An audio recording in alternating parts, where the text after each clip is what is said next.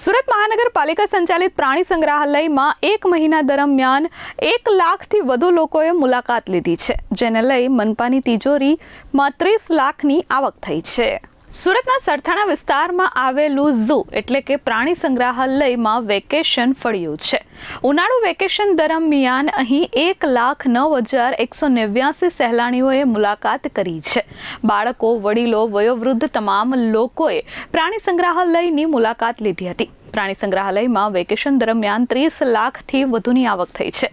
4 મેથી લઈ 7 જૂન સુધી 1,09,189 મુલાકાતીઓએ મુલાકાત લીધી હતી અને પ્રાણીઓ નિહાળ્યા હતા।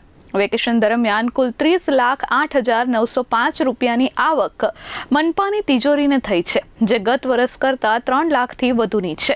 ગત વર્ષે 27,67,080 રૂપિયાની આવક મનપાને થઈ હતી, જે આ વખતે વધી છે અને 30 લાખની આવક વેકેશન દરમિયાન થઈ છે।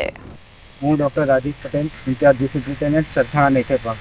સુરત મહાનગરપાલિકા ખાતે જે સરથાણા ઝૂ આવેલું છે તેમાં વેકેશનના સમયગાળા દરમિયાન સુરત શહેર અને આજુબાજુના વિસ્તારમાંથી મોટા પ્રમાણમાં મુલાકાતે આવતા હોય છે। આ વર્ષે જે ઉનાળુ વેકેશનનો સમય હતો 4 મેથી 7 જૂન વચ્ચે ટોટલ 1,09,000 જેટલા મુલાકાત લીધેલી છે અને તેઓની પ્રવેશ ટિકિટની આવક એટલે 30 લાખથી વધુની મહાનગરપાલિકાની આવક થઈ છે।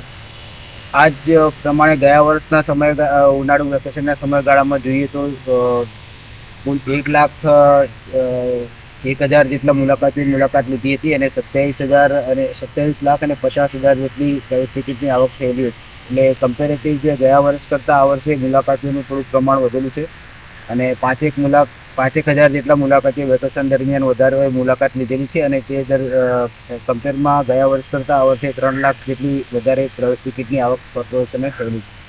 Bureau report H24 news, Surat.